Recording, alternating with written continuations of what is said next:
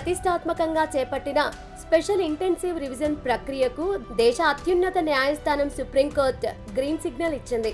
సాధారణ ఓటర్ల జాబితా సవరణ ప్రక్రియకు ఈ ప్రత్యేక ప్రక్రియ భిన్నంగా ఉందనే కారణంతో దీనిని నిలిపివేయలేమని న్యాయస్థానం స్పష్టం చేసింది. బీహార్తో పాటు ఇతర రాష్ట్రాల్లో కేంద్ర ఎన్నికల సంఘం చేపట్టిన ఓటర్ల జాబితా ప్రత్యేక పరిశీలనను సమర్థిస్తూ కోర్టు కీలక తీర్పు వెలువరించింది.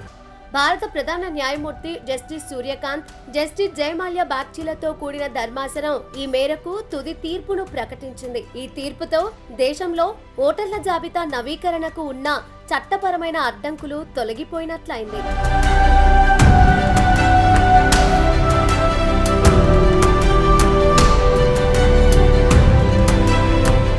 కేసు విచారణ సందర్భంగా సుప్రీంకోర్టు ధర్మాసనం ఎన్నికల చట్టాలు, రాజ్యాంగ నిబంధనలపై కీలక వ్యాఖ్యలు చేసింది. రాజ్యాంగంలోని ఆర్టికల్ 326తో పాటు ప్రజా ప్రాతినిధ్య చట్టం 1950 ప్రకారం ఇటువంటి ప్రత్యేక ముమ్మర సవరణ ప్రక్రియను నిర్వహించే పూర్తి అధికారాలు ఎన్నికల సంఘానికి ఉన్నాయని న్యాయమూర్తులు స్పష్టం చేశారు.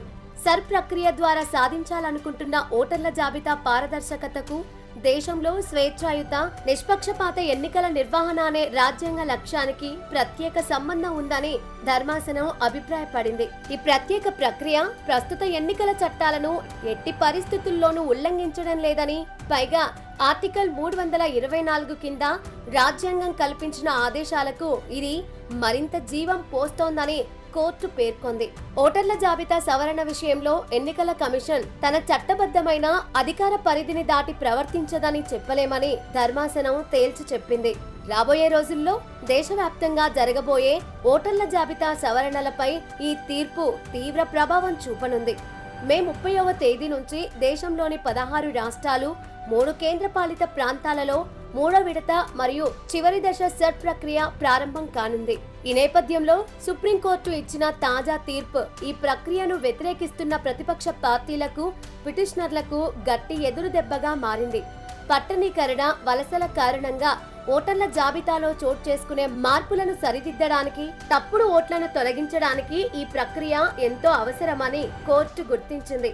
ఓటర్ల జాబితా ఎప్పుడూ స్థిరంగా ఉండకూడదని, కాలంతో పాటు దానిని శుద్ధి చేయాల్సిందేనని సుప్రీంకోర్టు స్పష్టం చేయడంతో దేశవ్యాప్తంగా ఈ ప్రక్రియ వేగవంతం కానుంది.